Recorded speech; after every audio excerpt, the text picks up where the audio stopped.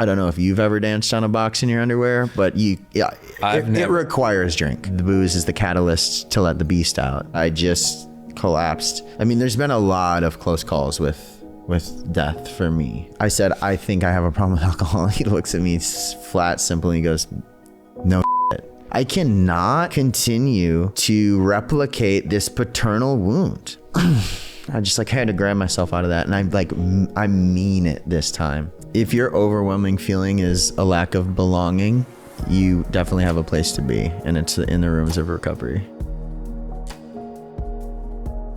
Hello and welcome to this episode of Rooted Recovery Stories. I'm Patrick Custer, your host. So excited that each and every one of you are here, and even more excited to have my guest here today. You might recognize him from your Instagram feed, your Explore page, from television, home renovation expert, and man with a plan and man with an attitude, Handy Daniel Sugden. Did I just butcher your last name? Yeah. How do you say it? Sugden. Sugden. Yeah. I've never heard a person say it like that before. I've never heard a person with the same last name as me, except there's a model in the UK who dated Cristiano Ronaldo. Yeah. She has the same last name as me, and that finally got me over my resentment towards my last name. Wow. Actually, because she's very good looking. Well, that's good. Yeah. Yeah. It means sparrow. Nice. Yeah. I'm just gonna call you Dan Sparrow now. No, that's okay. Okay. Handy Dan. Where to start? Should we start with your first resentment you can remember? First resentment I can remember? I've never started that way before. Resentment? Okay, yeah. You butchering my name. Oh! That's not real. It's not. That's not real life. Real. That was planned. Nobody believes that. Nobody's You're buying it. Leaving that out. Okay. First resentment ever. Sure. Ever. Well, I grew up without my father at the earliest age of, intellectualizing that. I think I was pretty upset. Yeah. That makes sense. I think it does too. It's interesting that he still is not part of my life, even though I've given him ample opportunity. But that's tough. It's okay. Only one sack of baggage to unpack. Yeah? Yeah. Let's unpack it. So, Beaver Dam, Wisconsin. Mm-hmm. Born there? Mm-mm. Oh. I was born in the hospital about an hour away in the bigger city. Oh. So I'm a city kid. What's the bigger city? Madison, Wisconsin. Okay. But that's because my mom's insurance was there. So she had to drive there. Dang. By herself. Dude, my mom's a trooper. Sounds like it. Yeah, she really is. All right. So growing up, your dad, was he gone by the time you were, how old? I'd say I was a 3-month in vitro.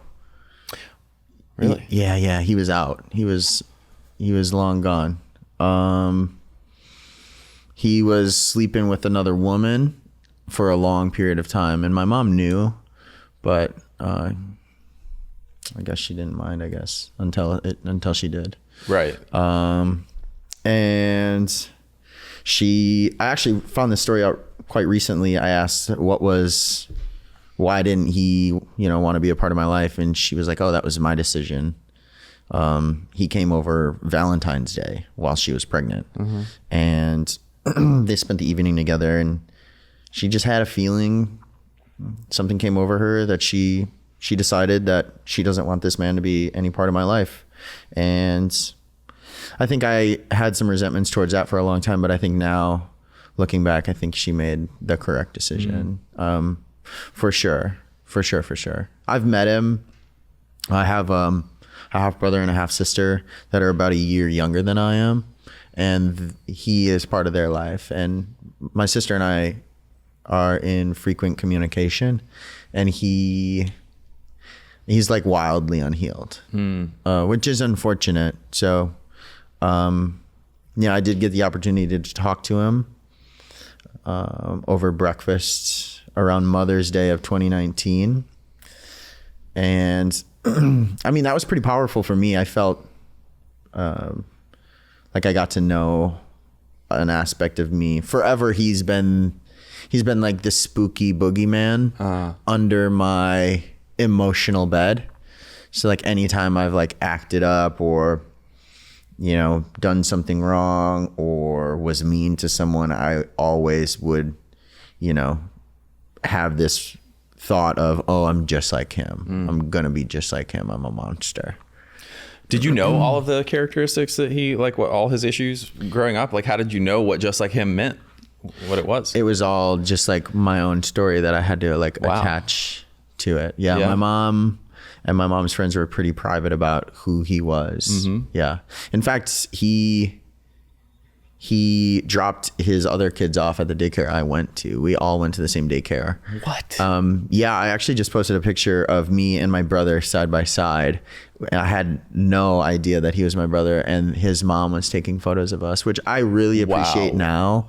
To like, she was always so kind to me. She would come up to me at the daycare and give me hugs, and I like never really understood, why is this woman giving me weird special treatment? And then obviously the truth came out is that like she split up with him as well. Yeah. He's not great. So I imagine she just felt kind of bad for the situation. You were a kid, you didn't deserve any of that. Yep. Yeah.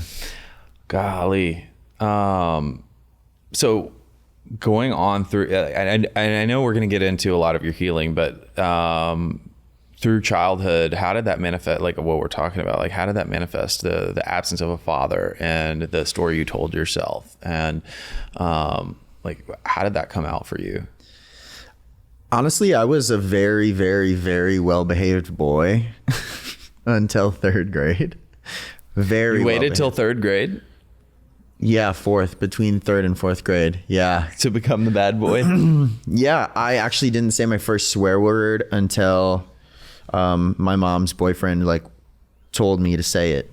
Really? He was really he was hard pressed. He was hard pressed that I said the word shit. Yeah, I was assigned the mission to go and tell his dad that there's cat shit in something at the farm, and you didn't want to? I did not want to. I really didn't want to. But I said cat poop, and then he demanded I said shit, which was fun. That's messed up. No, it is messed up. I don't think so. It is messed up to force a kid to. I think third graders should be cursing. I think that if a third grader wants to. Yeah. I think forcing a kid to cuss is kind of screwed up. It wasn't like he didn't hold me down. Yeah, but I think he definitely just opened the avenue. Okay. For me. Your question was, how did that manifest? I actually didn't start misbehaving. I was saying I was a nice boy, sweet little lad, until the summer of going into fourth grade. I experienced a traumatic brain injury that, looking back now through the chronological order of my life, I can pinpoint to that exact moment. This is where some circuitry got messed up for sure. And then after that, I definitely, just attached the story. I don't know why or how I created it, but I recognized that my dad was bad. Yeah.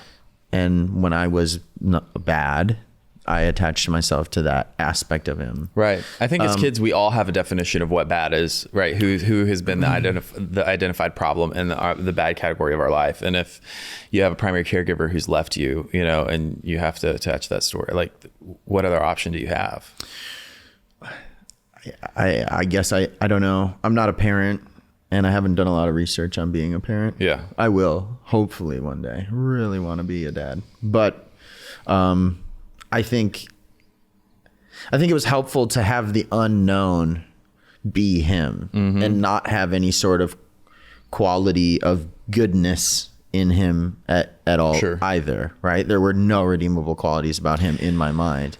So that way I could just compartmentalize my behavior with, it's just like him. And in fact, it steered me away from wanting to do that behavior, even now to this day, when I think of like epigenetics and how I am half of my father. When I display things that I could imagine he put my mother through, I'm like, okay, this is this thing. And it helps me identify and put like a label on it, and in order to kind of work through it.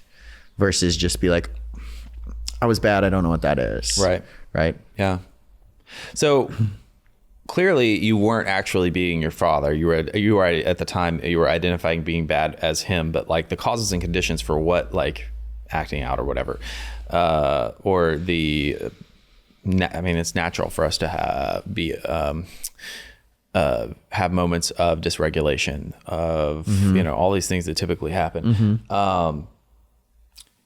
But then it's like, how do we cope, right? Do you have unhealthy coping skills? Has trauma taught you, you know, this or that? What would you say, growing up, did you have an off-kiltered sense as we were building that support where, you know, you and I were just talking about the percentages of where self-sufficiency, emotional self-sufficiency is supposed to develop, right? Like, was that off-kilter with you? I think there was an overabundance of self-sufficiency. I started staying home alone. I think I started walking home from school in the third grade, and then like waiting for my mom to get home. So I guess I created all of my dynamics and self-sufficiencies on my own, which really presented themselves as like being naive. When I got into sixth grade, I went to public school instead of the Catholic school I was going to. And I recognized that like, I've been under a rock. Yeah. Yeah, I had been under a rock for sure. So I didn't, and then I think that's where I started developing like the negative coping skills.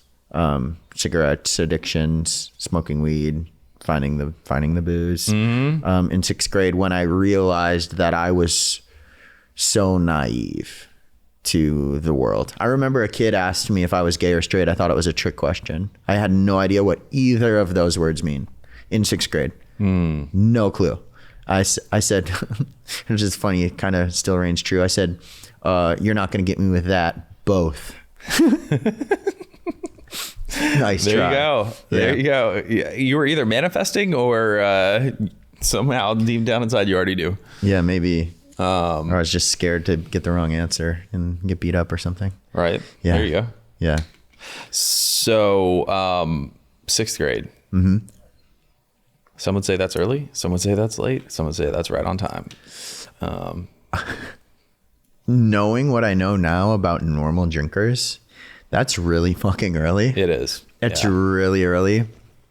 But like people like you and me, like in the rooms of recovery, who were like, "Oh, you waited till you were in sixth grade, man." You know, like I was listening to a Sobercast episode today, and the guy said he was 6 years old huffing gas. Wow. 6 years old huffing gas, and he'd come upstairs wobbly. That's learned behavior.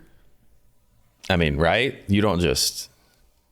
I think, I don't know, when I was younger and we'd pump up the gas in the car, I liked the smell of gas. I mean, me too, but I didn't know... I didn't think to huff it. Right. I didn't even know you could, right? You know, like I didn't know about huffing. No, I'm from a small town. That stuff. Yeah, maybe that's big city shit. Yeah. I don't know. Definitely not Beaver Dam. Yeah, not Beaver Dam. Yeah. We didn't get a Walmart till I was in 10th grade, so Wow. Yeah, small town shit. Wow. Yeah, how many traffic lights do you have?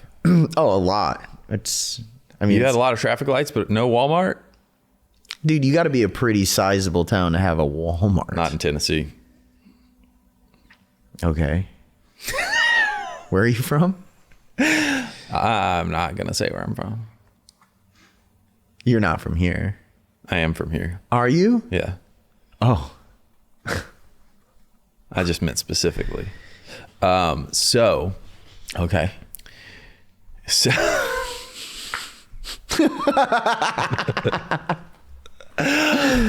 Oh my gosh. All right. So beyond the Walmart, going back to what we were talking about.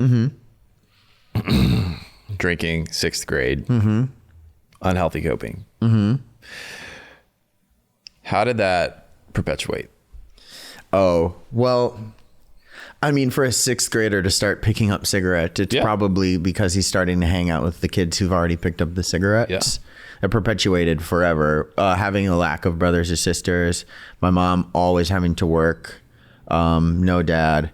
I fell into any group of people who would give me attention, and that perpetuated for my whole existence until I was, I'd say 20, and those people were always not great. Yeah. Yeah. And I mean, I don't want to say not great as in the fact that they're not. The reasons they were giving you attention wasn't the healthiest. The reasons I was with them were not great, right? Attention of any kind, really. Yeah. And yeah, I mean, you hang out with these people and it just kind of, the snowball effect happened. It started, cigarettes, and then drinking, and then weed, and then a lot of weed, and then that sounds like some grief of brain cells lost. yeah. R.I.P. R.I.P. brain cells. Yeah. And then I really got heavy into pills. And I know that I every day, wake up and thank you for keeping me sober. I've never had like a chemical dependency addiction to the substances I've used. Thankfully, I've never been so drawn by my body to continue to do the things. For some reason, when I put stuff down and decide that it's done, it's pretty done. Thankfully, because I put pills down, and not long after, like a riptide of heroin overdoses happened in that same friend group. Yeah. I mean, there's been a lot of close calls with death for me. And yeah, I that just perpetuated, to answer your question, until I was 20, and then I decided that I was gonna grow up, and I started going to school a little bit, but I wasn't well equipped for it because I didn't do any type of good schoolwork in high school. I threw that all away. But I thought I was going to get my life together. I started hanging out with a little bit better friend, which looking back now, they were also really cruel, but much better. And I think then when I turned 23 is when I started exercising. I think that was the first time I had a healthy coping mechanism. And I really stuck to that. Do you feel like it slowed things down for you, the trajectory of the unhealthy? Yeah. I want to correct, when I was 21 is when I started exercising. Okay. And that did really help. I mean, I was drinking quite a bit. My town is a town for drinking. Yeah. It's built for it. And small town America is just small town America. Absolutely. There's quite literally nothing to do, but party, get fucked up. Yeah. Cause mischief. Yeah.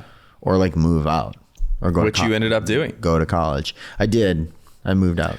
Yeah. How old were you when you moved? 22, 23. Yeah. Yeah. I moved to Madison, which, I had been going to for quite some time, most of my life. My mom worked in Madison, drove from Beaver Dam. Mom is well educated. She worked at the hospital. And so I'd go there with her. I always loved Madison. And when I moved there, I really, really, really fell in love with Madison itself. And I found so many more outlets, and my drinking did slow down momentarily. So why did you end up, what changed in your trajectory that made you start choosing those healthier outlets to stop the healthier outlets you had, and then what changed and took you the other path? As far as exercising, my friend who I call my brother, Hector, he had just started exercise, like getting in exercise as well. And we were inseparable. I mean, so inseparable that we would both start temp jobs together. And if one of us got fired, we'd both walk out. Like inseparable. Wow. Inseparable. He started working out. That became our obsession. We drank, but we definitely slowed down a bit. We weren't well liked in our town. He especially wasn't very well liked. I don't know why. The town just like kind of had beef with him. Madison. No. This is still Beaver Dam. Oh, okay. But I mean, that really helped me put my focus into something else. It definitely didn't stop me from drinking or partying, but it helped. Yeah. And I think moving to Madison, recognizing that there is more to do. Yep. I started doing it. I started going to this gym, Ford's gym, and it was like, it's bricks and metal weights and just like everything you'd imagine Arnold Schwarzenegger with like nut in his pants over. I started going to a gym like that, and I really fell in love with it. There was a boxing ring in the middle of it. There was a jiu-jitsu gym upstairs, and started doing those things, which really, really slowed me down. I was like kind of bouncing around jobs, and then I didn't help myself. I got a job go-go dancing at a gay bar in Madison, and I was working 2 nights a week there. And I mean, I don't know if you've ever danced on a box in your underwear, but it requires drink. I've danced very few times in my life, and I don't think anybody who witnessed it wants me ever to do that again. And definitely not in my underwear. Well, hey man, now's a great time to start. Absolutely not. So I'll show you some moves. Not now, not here, but on our own free time. Oh my gosh. I'll teach you how to go dance. Oh, in case things ever go south for you. This one, we're gonna cut this part. Yeah, cut the one funny part. Wow, you're selling yourself short. We still got half an episode to film. I'm selling you short. All right. So that was a choice. You go dancing, right? Could be fun, whatever. But also the way that you shared that with me sounded like it took you to, maybe you weren't in the best spot when that was happening. Well, I was like, drinking more often. Yeah. Getting into drugs. Yeah. 2 of my old friends from Beaver Dam moved into my house with me. They were druggies. I did like dabbled into meth a little bit at this job, like the Euro joint that I was working at. Just went, just kind of dabbled. Didn't really see anything wrong with it. I was never like, oh, I'm developing a problem. I was just like, oh, I'm experiencing. As long as you do it. Experiencing life. I like to party. I'm having fun. I'm not fucking my life up. I have a job. I'm going to school. So, yeah. And then I, just continued until it did become a problem, which, I mean, we're all aware that, it's a progressive illness. Let's talk about that. How did it start becoming a problem? Well, I had moved to LA. So in Madison, I started selling blow, cocaine. I started selling cocaine. Wait, so you started selling cocaine, but it didn't in Madison, but it didn't start becoming a problem until in LA. Well, I didn't register it as. I just thought I was getting money. No, I get it. I just thought I was getting money, and it didn't become a problem. I moved to LA, and I love all of my friends there, but they're all part of like a nightlife scene. I fell into a group of an industry of nightlife. Yeah. I work with tons of drag queens, and I'm so blessed. I just talked about how blessed I am to have fallen into this niche group in this niche world and to be the handyman of these people.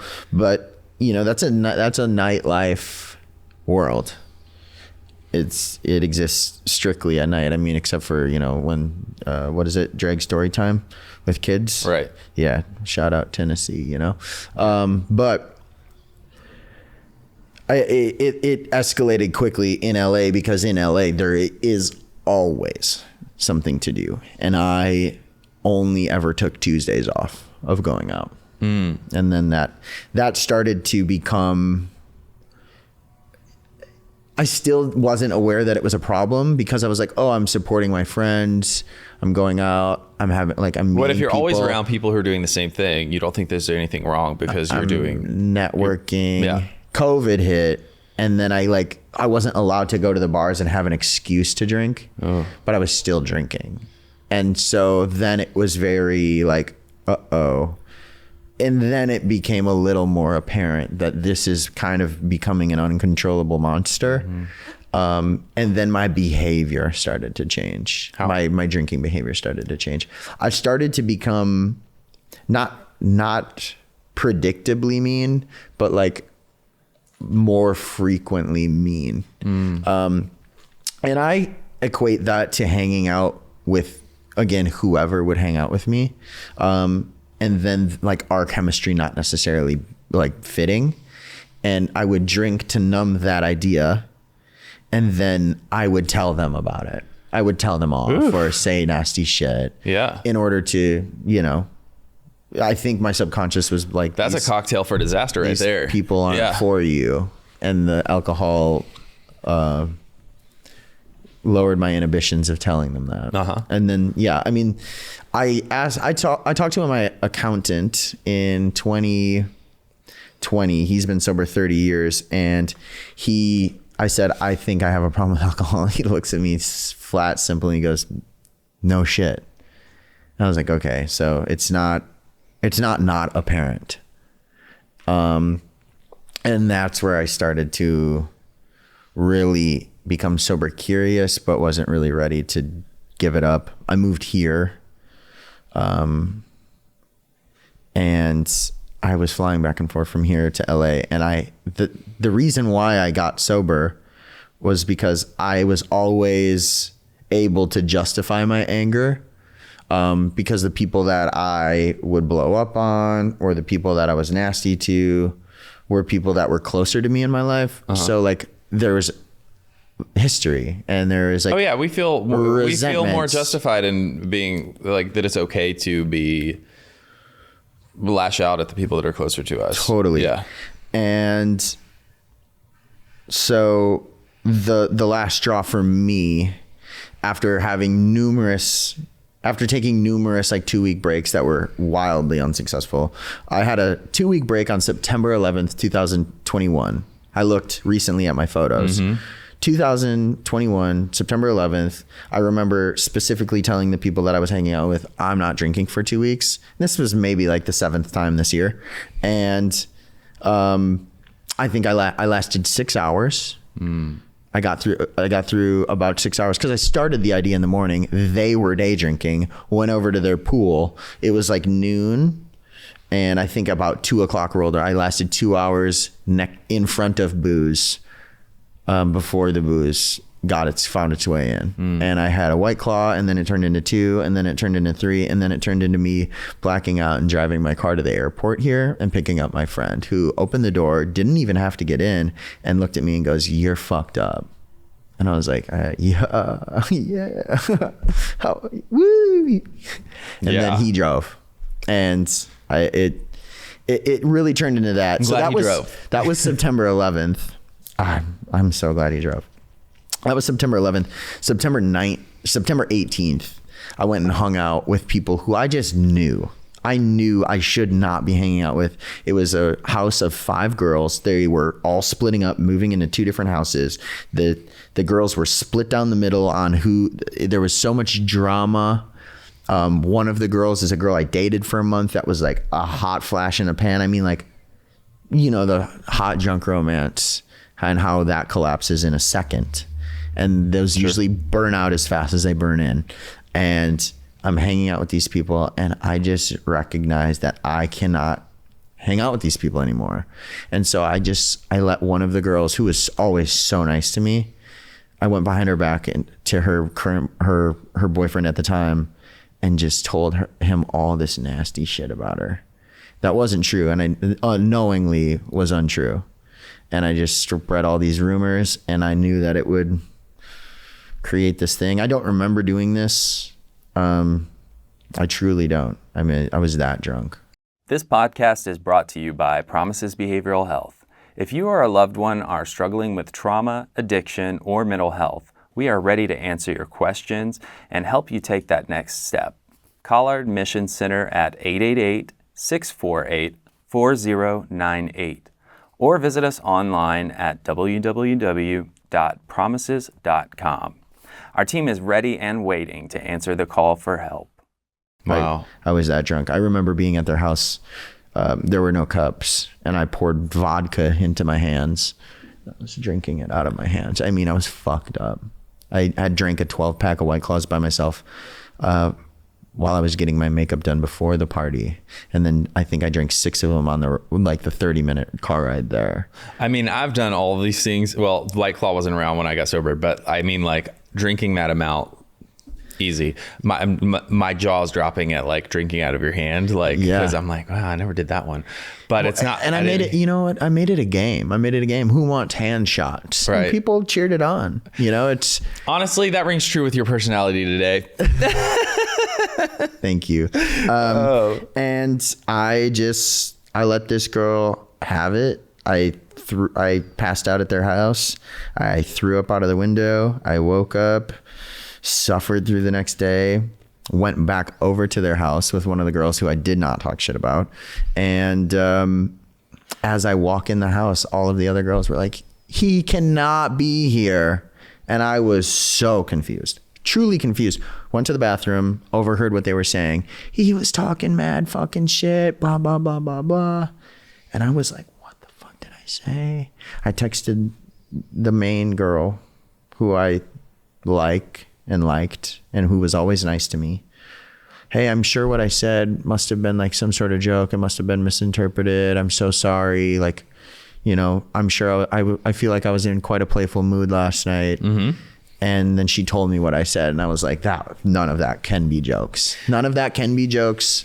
Those are mean. Those are mean statements. I was physically sick for 2 days afterwards, from emotionally sick about it. Yeah. For 2 days. And I haven't drank since. Wow. Yeah. Cause I finally had no excuse for being mean to someone. I was like, that girl did not deserve that. And so I gave it up. Wow. Yeah. And now I'm on like a whole different journey, because I realized booze is not necessarily the problem. I am. And the booze is the catalyst to let the beast out. The booze is the key to the cage. Yeah. Right. Let's talk about the beast a little bit. Yeah. Okay. I would love to. Tell me about your I hate beast. talking about the history. I want to know about the beast. You want to know about the beast? I can be mean. I can be needy. I can be clingy. I can be nasty. I can be anything under the sun that you could name. I can be it. And I think we're all capable of those things. Sure. I just think that I have had a really hard time pinpointing what's going on. I am, I'm now in therapy once a week. Kudos. Thank you. Yeah. It's been a miracle. I'm really, regardless of the monster, like, I think we all have the monster, right? It's figuring out how what does yours look like? Make him smaller. Well, I just told you, right? And no, I said, I mean, it's figuring out, because you were talking about it, figuring out, because all of our monster looks different, right? Yeah. Like, some of it's different color, some has fur, some doesn't, I'm like very metaphorical it's here, Monsters but Inc. in this bitch for sure. Yeah. Yeah. And like, I can be Sully in every way, right? Like, I can be cuddly, and I can be, the top earner at the Scare Factory. Yeah. That would be me. You like that reference, dog?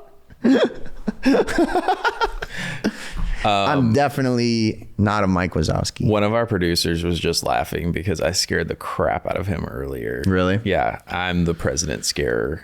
You're a top earner scarer? Yes. Top earner. I haven't seen this movie, so I don't know the terms. Monsters Inc.? Don't shame me. Dude, get a grip. Unbox yourself to life.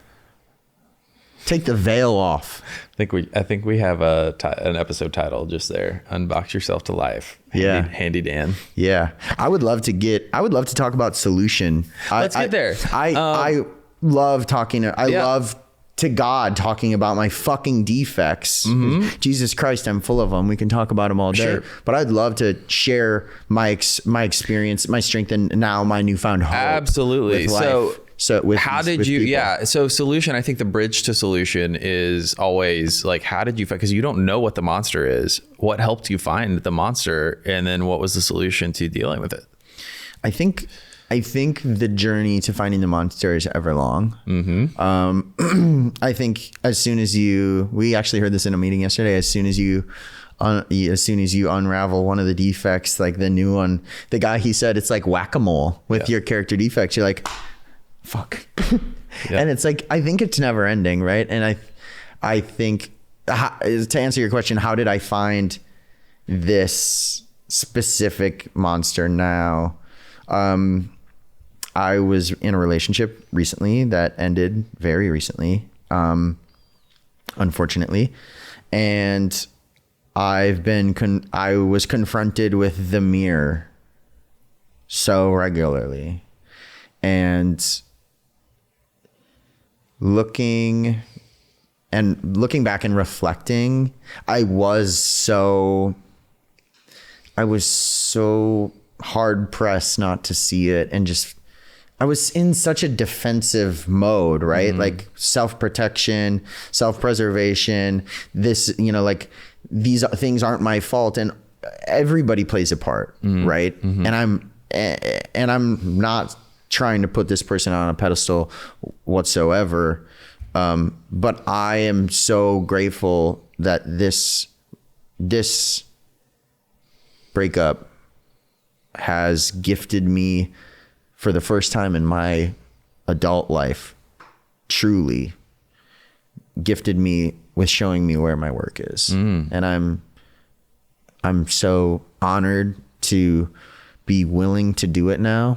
And I'm just immensely grateful that I just collapsed. I love this person so much. I still love this person so much. And I think the fact that I looked at this and I just was like, this goes back to my dad. I cannot continue to replicate this paternal wound. I can't be in this cyclical motion of feeling ashamed of myself, having no self-love, no self-worth, forcing people to give me the validation I require from myself. And then, they fail because they're human. And naturally, they can't give it all. And then I get upset because it doesn't fill the thing. Right. And then I have low self-worth again because I got upset. I was mean. And then I feel ashamed of myself. And so in order to feel better for feeling ashamed of myself, I go externally for the validation. And then when it fails, it's just this loop, this fucking loop. And I just had to grab myself out of that. And I mean it this time. How did you grab yourself out of that? I have for quite some time. I'm quite the hypochondriac. Quite the hypochondriac. And I have always... I did not know this about you. Yeah. Wow. Oh, yeah. I've been looking at, do I have this problem? Do I have BPD? Do I have, I can hear the word narcissist, and for a long time I attached to it like fucking glue. I'm a narcissist. Do I have this thing? Is this it? Am I bipolar? Am I ADHD? Am I this? The problem with these diagnoses is all of these symptoms are like co-inhabitable amongst themselves, right? Like some ADHD symptoms present as anxiety symptoms, and it's so hard to figure it out. And I had wondered for a while if I had PTSD, and I got a doctor diagnosis for complex PTSD. And I started really just looking into ways to treat that. And I found a way. It's called a stellate ganglion block. It's a shot into the bundle of nerves in your neck. Actually, in fact, you went with me to one of these procedures, knowing me for 2 weeks. Thank you. And I mean, I'm so grateful for you. Thank you. And I mean, it changed my fucking life. How do you describe, because you've done such a good job, I've heard you say before, like what this, the reset, because it's kind of how, it's a reset for you and your nervous system. Yeah. What, like in more layman's terms, like how would you describe that reset taking place and what did it allow you to do? The reset, so you get the shot, what it does is it shuts off your fight or flight response for a period of time, which varies between each individual. And it turns back on. It's like turning your computer off and turning it back on. It really is. And it was just like that. And I noticed it almost immediately. Would you say that you, sorry for 1 second, and I know this is the case for PTSD, people's symptoms end up being like various across the board. A common one is that people live in fight or flight. Would you say that's where you typically would go if triggered? Looking back, so I actually just said this yesterday. I'm able to enjoy myself. Yeah. I'm able to have a great time. It was like walking around having a fuse lit, but the bomb wasn't always ready to go off. But the fuse was always lit. I was 1 foot in of overreaction almost constantly. That is not the only thing about PTSD. There were other symptoms that really I was like, oh my God, that's the one. Like those are the ones. Yeah. Hyper analytical, really just a constant overstimulation, Not really what I've noticed now. And looking back, not really noticing or knowing what it is that I'm overstimulated by. Now I can recognize it and change it like that. So there'd be times where I'd be hot, had no idea. Why am I grumpy? I'm hot. Oh, I have a hoodie on. It's 80 degrees. I put it on in the morning, forgot to take it off. I'm grumpy. But it's just all of these things, just overstimulated, no idea how to take care of it. I've tried all sorts of different things. Hyper analytical. I mean, the list goes on. Yeah. But they all just really reign true, especially for my lived experience growing up. Lots of really sick shit that had happened to me, which I'm now in the frame of mind to recognize that although the things that happened to me were bad, since I had no self-love and no boundaries, I allowed those to perpetuate. So I even want to take ownership for my trauma. Yeah. I want to find my part in everything. But yeah, I mean, the shot I can go out to bars. Prior to the shot, if I was talking to somebody one-on-one at a bar, I'd probably say 1% of the experience I was making eye contact with you. I was just looking everywhere, having to turn and just always kind of vigilant.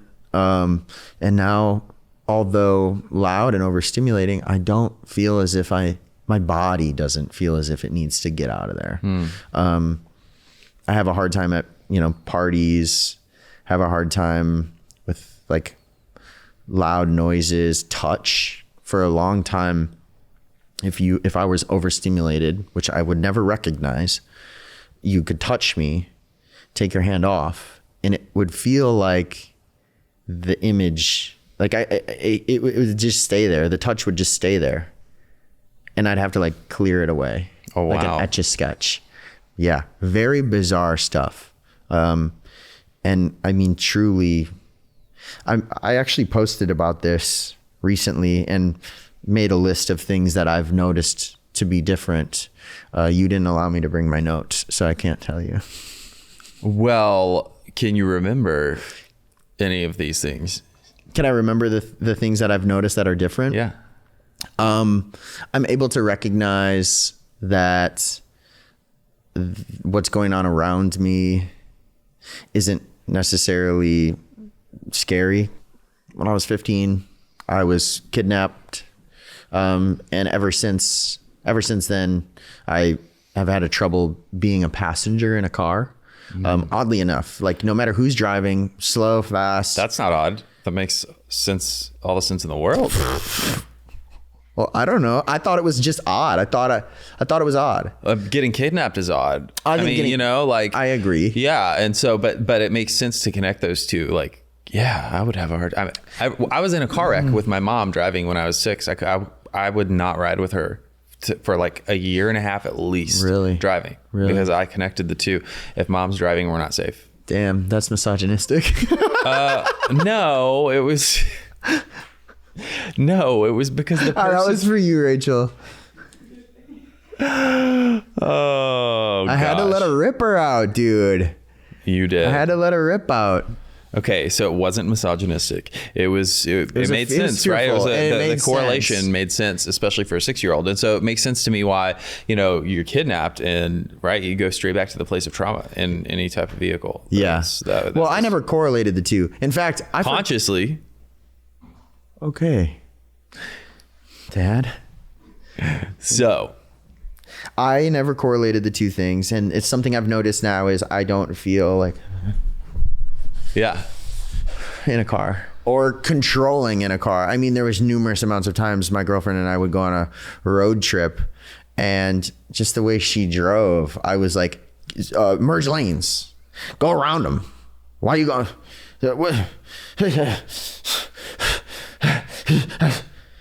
Just everything. Yeah. It's just like, shut up. Yeah. And now my brain is shut up. My body especially is shut up, which I think is the coolest thing. My body doesn't feel my anxiety. My body doesn't get hijacked by anxiety or fear.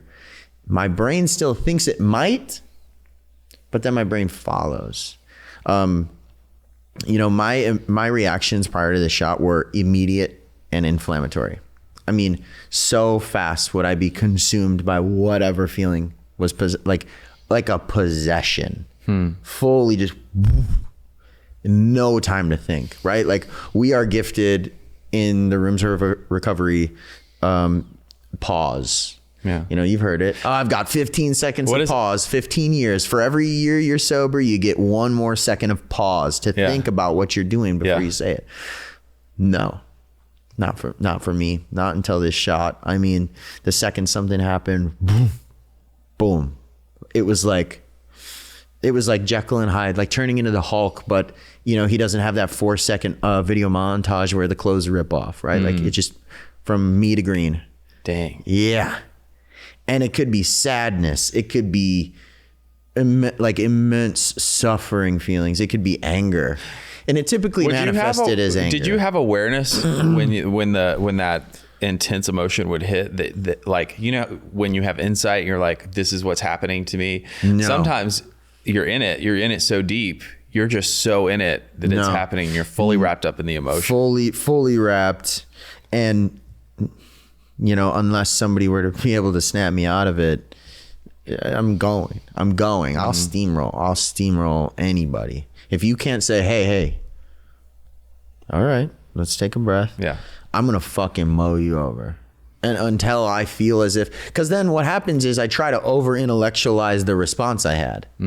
Right. And then I talk about it and keep saying shit, more dumb shit will come out of my mouth. I'll have the reaction immediately and then think there's a moment where I go, oh, gross.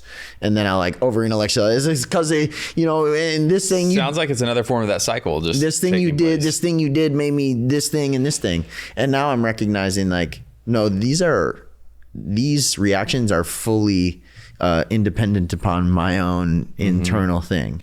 And that is that illness coupled with alcoholism, coupled with trauma. So it's like this accumulation of things. I've really noticed such a difference. I mean, final example, this girl I was working with a week ago, she was starting to get a little agitated and I kept my cool and, she continued to build her escalation and I was communicating with her very well. And she turned to me and she goes, I don't know why I'm getting a fucking attitude from you. And I swear to God, my brain, it still had the thought, but it didn't go boom, right? Like it wasn't just pop off my mouth. I turned to her and I finally have the gift of these seconds of pause. And I mean, I'm 2 years sober. It was 2 fucking seconds. And I looked at her up and down. It was like I was fucking Terminator, like bzz, bzz, assess threat. And then I was like, it was minimal, right? Yeah. And I was like, my first thought, which I'm also learning, first thought wrong. That's another parable. First thought wrong. My first thought was, okay, create a boundary. Say that this is, it's very clear to me that this is not going to work out between us. And tell her that you think she should find another contractor. And instead I said, I just took accountability. I said, I'm sorry if what I was saying came across as having an attitude. I didn't intend to. And if it was, again, I'm very sorry. I'm just trying to communicate with you my availability. And she looked at me, and this is the gift. This is the promises, right? This is the fucking promises. She turns to me and goes, can I give you a hug? I'm so sorry. I'm feeling a little tired and sick. She took the whole thing. She took it. And I was just like, that could have been way different. Yeah. That could have been way different. Yeah. And I'm just so grateful. I'm grateful that I found this shot. I'm grateful that I am privileged enough to be able to purchase this shot. And I hope that anybody else that can find this modality of treatment looks into it and see if it's a benefit. What's it called again? A stellate ganglion block. It's by an institute called Stella. Stella ganglion block? Stellate. Stellate. Okay. Yeah, stellate ganglion block is the name of the procedure.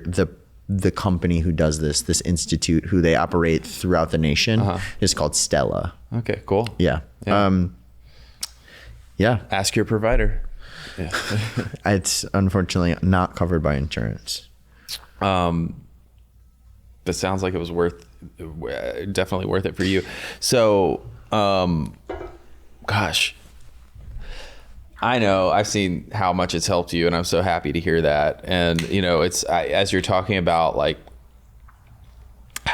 what healing looks like today, the access to healing, and I think about the journey that we go on. It's like, if sobriety hadn't happened for you though, like we wouldn't peeling back these layers to say, there's trauma there. How are we going to address it and all those things? Like that would have never been possible. We'd still be dealing with foundational issues that like from day to day, Yeah. And no, I agree. I mean, it's almost incomprehensible in my head, the idea of me not being sober. And I know I have to count my lucky stars every single day and practice my sobriety every day in order to maintain being sober. But I just picked up my first sponsee, and hearing the insanity of the beginning of the development into sobriety is such a blessing. I truly believe that's like service work is, there's a reason why it's so foundational to my recovery, because it keeps me from finding that appealing. It's not appealing, that insanity, that thought, that anxiety you have for the first month of what is my life supposed to look like? Yeah, it's incomprehensible to me to ever want to go to those depths again. Yeah. So, when we get to the place of, sobriety happens, and then we find other journeys of healing and whatnot. You mean we stumble upon our issues? Yeah. Yeah. So, in talking about solution, I'm just curious if there's anything else that you wanted to share about that's been, significant on your path that's changed your life. Oh yeah, man. I'm going full bore. I'm going full bore this time. I'm pedal to the metal, while also, this is part of it, while also maintaining grace with myself, to be failable, to miss one of the things I'm supposed to do. It started with immediately after this breakup. It started with me taking care of myself again. And I know this sounds very insignificant, but for me, this has been foundational. Making sure I wake up and I brush my teeth, and I make sure that I wash my face and put moisturizer on. My skincare budget, it's infinite, because I just need, Same. I need to allow. Erin's not in here because she would have piped in.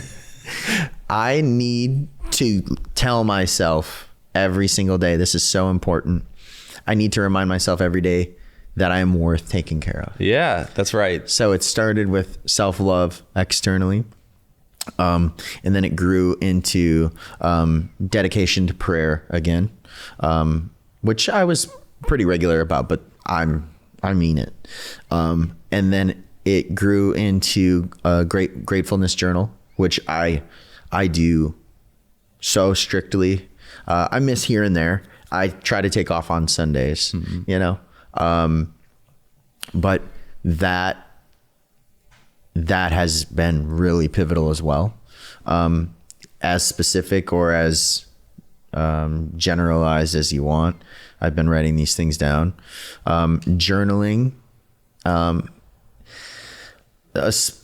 specific prompts, self-love centered prompts, things about that. Do you Google those, or I Google them. I find them on Instagram. Yeah. I've been really dabbling in asking ChatGPT for things. Nice. Yeah, it's fucking wicked smart. It's really really cool. Wicked smart. It's wicked smart. And then I found a therapist, which is such a struggle sometimes. But the second one I found was great. The first one, weren't for you. Wasn't for you. Were we in each other's life when this happened? No, but I was just providing you a nice way to say it. Yeah, he was not for me, and I really let him know on our last appointment. Oh, did you? I did, and this was pre-shot. I want it to be clear, but I compared his modality of therapy to the likeness of. So he did not believe in modern psychology or diagnoses.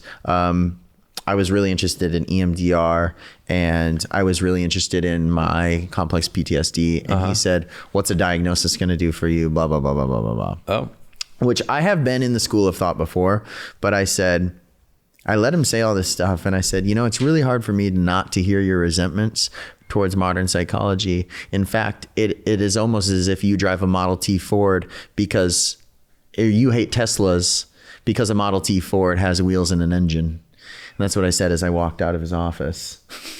wow. Boom. Yeah, he was a little taken aback. And look, if you're seeing this, I'm sorry. That was an overreaction, and that's something I like to do. He's not a therapist anymore.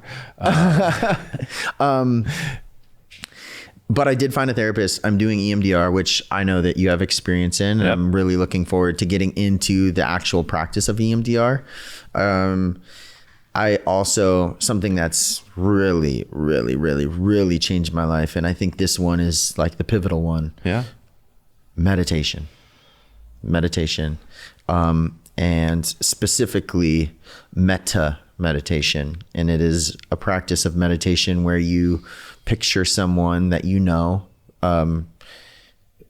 You start with an uncomplicated relationship. In fact, I've pictured you honored. In my meditations, and you picture this person as happy and as suffering free as possible. And you envision them in their happiest moment. And something about, I don't know what it is, but every time I do it, I've done it for my sponsor. I've done it for the little girl I met at Trapeze, Poppy. Yeah. She's my hero. I've done it for numerous people, and every time I think of these people at their happiest moments, I cry, and it unlocks this happy person within me, this empathy, this ability to care for others. And it really just pulls me out of myself. That has changed the game. I'm also, doing tons and tons of reading about how to be in relationships, relationship dynamics, healing the shadow self, just really taking care of the inner child, which is something I've also been practicing. 1 hour a week, 1 hour a day, however often you can find time for, which I'm trying to do it when I find time. I'm not trying to be super strict about this. But I hang out with little Dan. Yeah. So I did a trapeze class alone, by myself. I'm hanging out with Dan by himself. You know, I've been building Legos. Love it. Alone. I've been watching Disney movies. That's great. Alone. You do it an hour every day? No, I try to do an hour as time permits. Okay. Yeah. You know, I have a very big, like a busy schedule. Yeah. And my life is, again, becoming big again. I'm building community. Yeah. I've joined these run clubs. I'm going to more AA meetings. I'm really leaning into the fellowship. So my life is, again, getting quite big. Right. Which I'm so grateful for. And that's actually something that is in these books. Something I really, really, really liked for a relationship is you can reasonably expect your partner to give you 25% of your fulfillment, 50% from within you and your life, which is, you know, your communities, the things you do, internal, and the other 25% from close friends or family. And that's huge. So I'm really learning how to have my community and set a boundary with myself to not allow someone whom I love to, I don't want to say take over, but become pedestalized or become the priority. Because when that happens, you know, it's like trying to hold sand. Yeah. Like you forget the reason why they like you even. Yeah. And then they don't like you anymore because you're just a fucking menace. So just really holding boundaries firm of I'm not missing my things. I'm going to my meetings. I'm going to my run clubs. I'm practicing these things. If somebody has plans and I have plans, I'm sorry, I got to go do my thing. And we'll budget out time for us. Yeah. And just learning how to do that instead of just oversaturating one another. So I think that's really important for me to carry into my life in the future, is just maintain what I'm doing. That's good. I think a schedule and sticking to it and following. I mean, for me, that all boils down to when I'm my sickest, I isolate and I don't follow through with my word. No matter if we're talking about like sickness of like my mental health being very poor, my coping mechanisms pulling me away from life, right? Like whether it's my unhealthy coping mechanisms, whether it's addiction, whether it's, you know, you name it. I don't show up. I say I'm going to show up. I'm either late or I don't, you know, I cancel or whatever, right? Physically don't show up, or like I'm there, but I'm not there, right? Not present.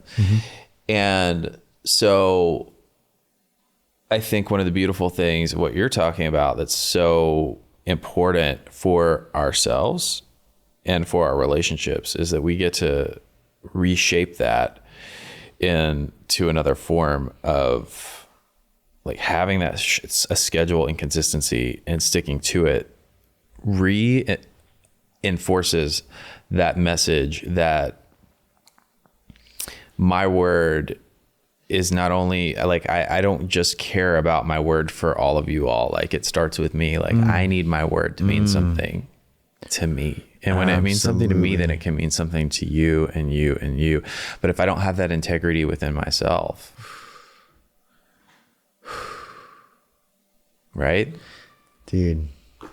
Yeah. It really collapses. Yep. Yeah. That's just something we learn. It's just, they say in this phase of our development, the vernacular of that means that it's not singular in this phase.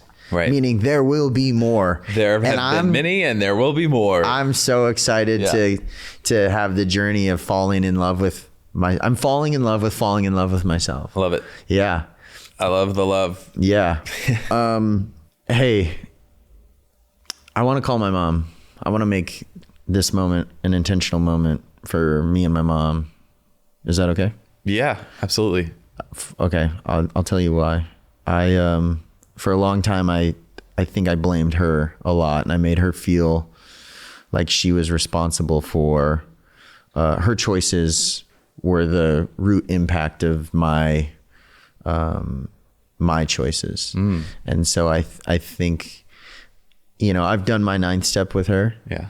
But I've never told her what I want to tell her now. And I think that she carries around a lot of regret that I forced upon her back. So I want to, is it okay if I call my mom? Absolutely. What's her name? Dorothy. Let's call Dorothy. Okay, let's call Dorothy. She's so sweet and nice. Everybody. How can a mama named Dorothy not be? And a redhead. Yeah. Let's see. If we're going to pick it up, keep it up to the...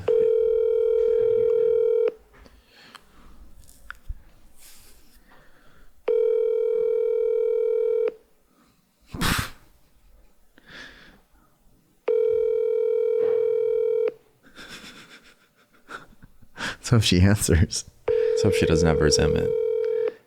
Yeah, let's hope this doesn't turn into a new one for me.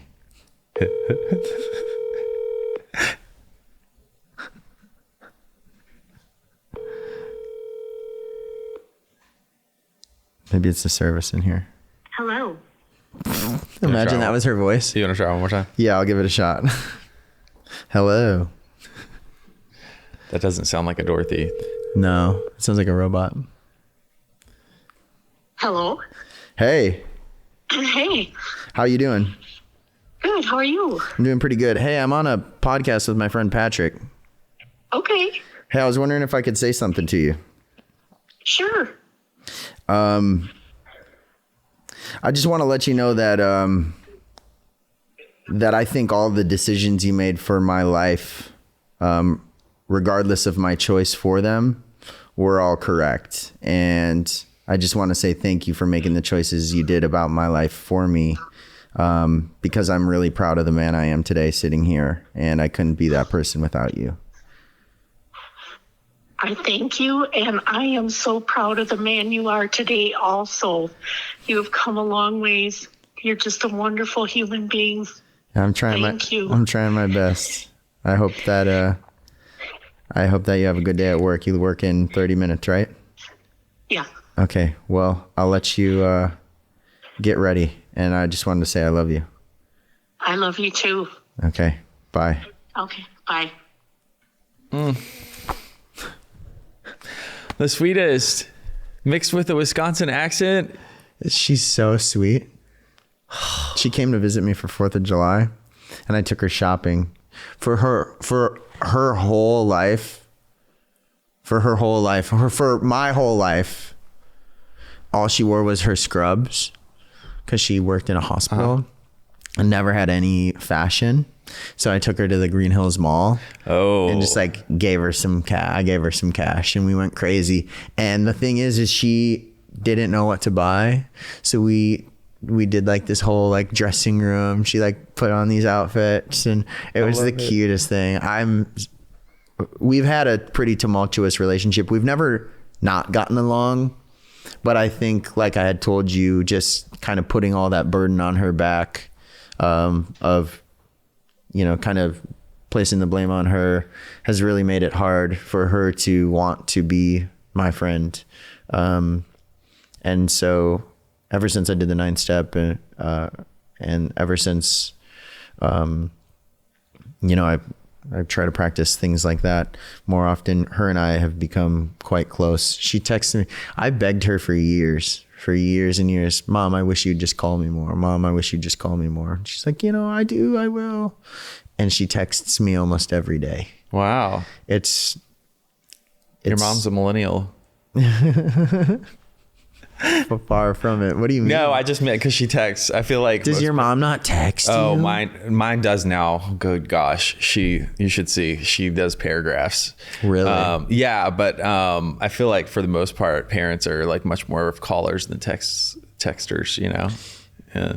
My mom's oddly not. Yeah. But she's not. Do you and your mom, you have a good relationship? Yeah, it's great. That's good. Yeah, Carla Custer loves, that's what I meant. She loves to send, you got to scroll at least 5 times to see the front and end of the text message. Really? Yeah, she'll write the whole thing out. And I know sent it from her MacBook, you think? if she had a MacBook, no, she sits there and writes the whole thing out. I know when I get a text and I'm like, oh, bless her heart. She spent 30 minutes writing this. I bet she did. Yep. Because and I don't she know only if you know uses anything. one finger. So I know, yeah. There is something about, I don't know what the age is, but there is something about this is the exact look an older person has when They call it playing the trombone. Yeah. And you know what? We're making fun of it right now, but you and I are going to be there and like... I think it's the cutest thing. Yeah. I think it's the cutest thing. Pay attention next time anybody over 50 touching their phone. I see it all the time. Are you kidding me? I notice. Yes. But now when I see it, I'm going to be like, Dan. Gosh. I'm so glad that we did that. That was really sweet. I'm glad we did too. Yeah. She needs that too. Yeah. She needs that too. That was a precious moment. Thank you for letting us in on that. Yeah. The miracles of recovery unfolding. Yeah. Thank you for making me feel safe enough to do that with you. Absolutely. Yeah. Talking about safety, I hope that this show is always a haven of safety for our viewers and listeners, and to get in there and into your story and hopefully open up enough to say, maybe that's me, maybe a part of that's me, for that person that has felt that way today in this episode. What would you say as your closing word of encouragement to them?